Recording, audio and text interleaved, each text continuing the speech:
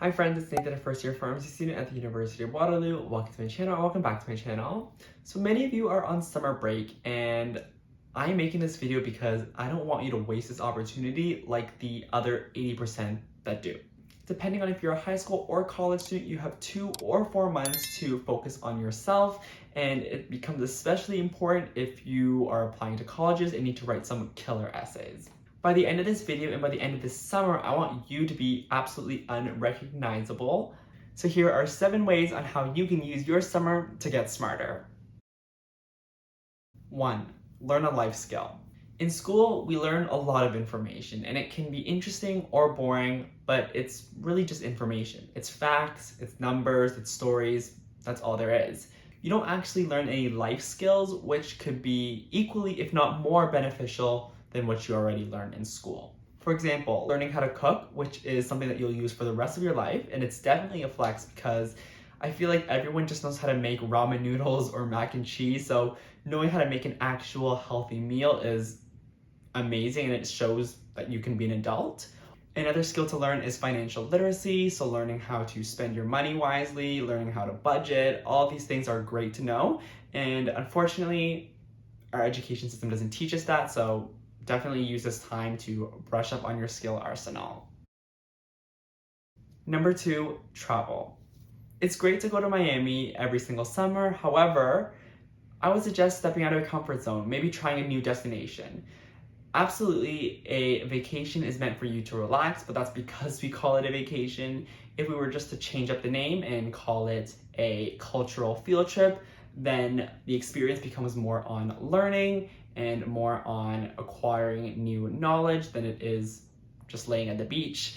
There is no better way to learn about how the world works, about the environment, culture, language, than being in that location. And I fully recognize that being able to travel is a privilege. However, if you're able to do so, I definitely suggest it. And people that do travel, I do notice that they are more culturally aware, they are more open-minded, and often more responsible. On the topic of learning a language, I want to tell you about Teangle, who has kindly sponsored this week's video. Teangle is a company that makes translator earbuds. These are the WT2 Plus earbuds, which provide hassle-free on-the-go translations. I have my friend Linda here who's going to help me show you these earbuds in action. I'm going to be an English-speaking pharmacist, so let's get that white coat on. And I'm going to be a Vietnamese-speaking patient. Hi, how can I help you? Xin chào, em có một câu hỏi về thuốc của em. Em dùng thuốc kháng sinh của em bằng cách gì? Take it 3 times a day for 7 days, with or without food is fine. Come on. Of course, hope you feel better. On the Teangle app, you can click history and view the conversation history and then share via copy or email. Because I want my patient to remember her instructions, I'm going to share it so that she can have it in written form. And there you have it, a patient interaction where care was not compromised because of language. The earbuds can be used for learning, traveling, work, and so much more. If you're interested, make sure to check it out in the description box below. Thank you, Teangle, and let's get on with the video. 3. Strengthen your mental health. By the end of summer, I want you to come out mentally stronger. School definitely takes a toll on our mental health, and it's not just because of the academics, it's partially because of the drama, being around people every single day, being around a lot of people, and a lot of other factors that come into play, but school essentially just drains us. But the summer is different. You have all this time to spend with yourself. You can choose who you want to hang out with, how you want to hang out with those people. It's all up to you. You have full control over these couple of months. Use that control to build up a support circle, a positive environment, an atmosphere that you want to be in that's not toxic, that's not negative, that will allow you to thrive. Going with that, I'd also recommend developing some habits. So journaling is something that I swear by. Writing down your thoughts, your ideas, emotions, goals, memories, writing down anything, just getting it on paper and being really clear-minded. I think being in tune with your mental state is the key to success. When you're not burdened by your emotions and thoughts, you're able to be productive and focus. The summer break is a reset button. It's an opportunity for you to take a step back and look at your decisions, look at the decisions your friends are making, and see if this is the path you want to continue down. And Because a lot of you guys are entering high school or you guys are entering college, you guys are in the college application process, these decisions will impact your future. So definitely have your mental state in check, and then once you are feeling good, you're thinking good, you'll be able to do good. 4. Get a head start on the academic year. If you have access to the course syllabus, get a head start on your readings. Now, don't go crazy with it, meaning don't be devoting 8 hours to studying as if you were in regular school, because you're not, you're on summer break, remember that. Just spending a couple hours each day is satisfactory, and it'll really lighten up your workload for the actual school term.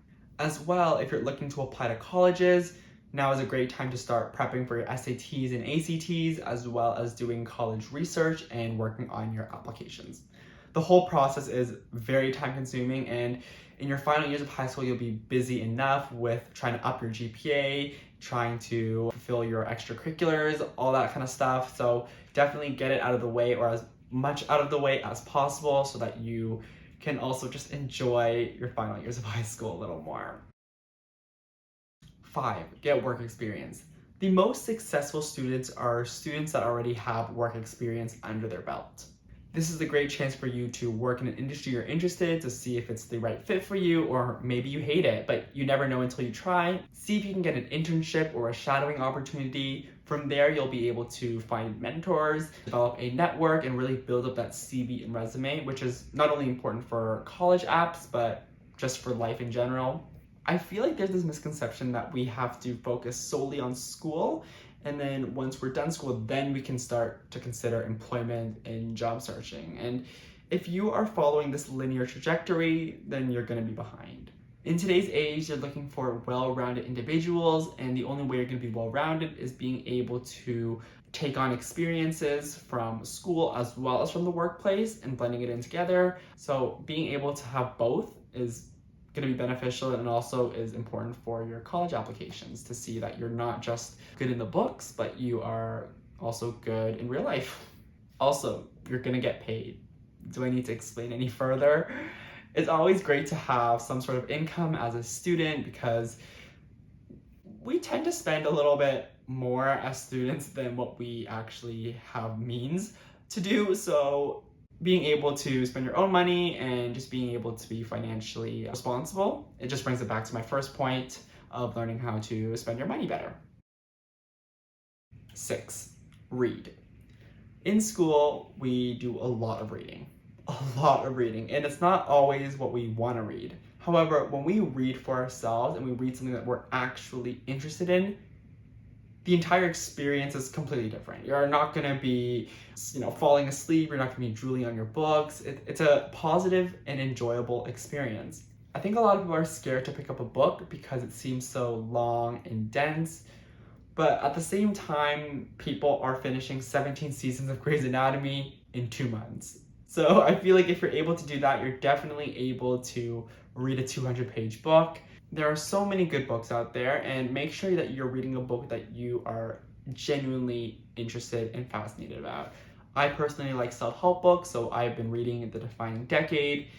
It is taking me quite a bit. That's because I have to try to balance school with reading, but I try to read whenever I can. And with summer, you're going to a lot of places, and you tend to have awkward downtimes in between activities. If you're just waiting in line or waiting for something, bring a book with you, and then you can just read it during those sessions, and eventually you will finish your book, and who knows, you might be able to get through 5 books this summer, 10 books this summer. Lastly, 7, enjoy your summer. I always say self-care is productive, and even the school system, with all of its flaws, recognizes that a break is needed.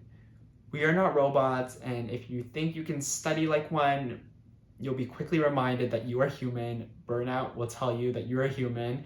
And I think with school, we're so invested in our books, which is a great thing. I praise it for sure, to be studious, but we often sacrifice family time, things that we enjoy doing, things that we're passionate about because of school.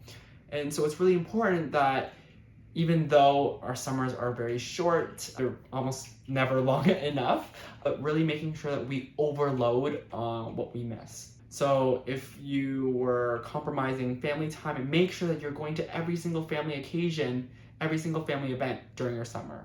Make sure that you are taking every single opportunity to hang out with friends and to do personal passions and trying to make up as much as what you missed in the summer. And it's unfortunate that it has to work like that. It's unfortunate that we can't just be doing what we love 365 days of the year, but that's just kind of how the system works, and that's how you make the best out of it.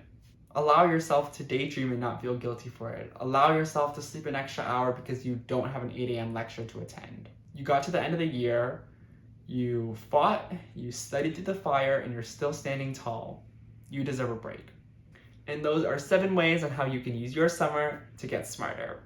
Like I said in the beginning, I want you to be a new person, a changed person by the end of the summer. This opportunity to focus on yourself, to invest in yourself, doesn't last forever. Once you are finished school and you're working a full-time job, summers no longer exist. So take every single opportunity you can now to really develop into the best version of yourself. If you're feeling productive for the summer, give this video a like, comment down what you're gonna do this summer, and if you wanna see more from me, make sure to subscribe and hit the bell icon because I post every single Tuesday. And if you wanna see more day-to-day lifestyle content, follow me on Instagram. But that's it for me, and I will see you friends in the next video. Bye.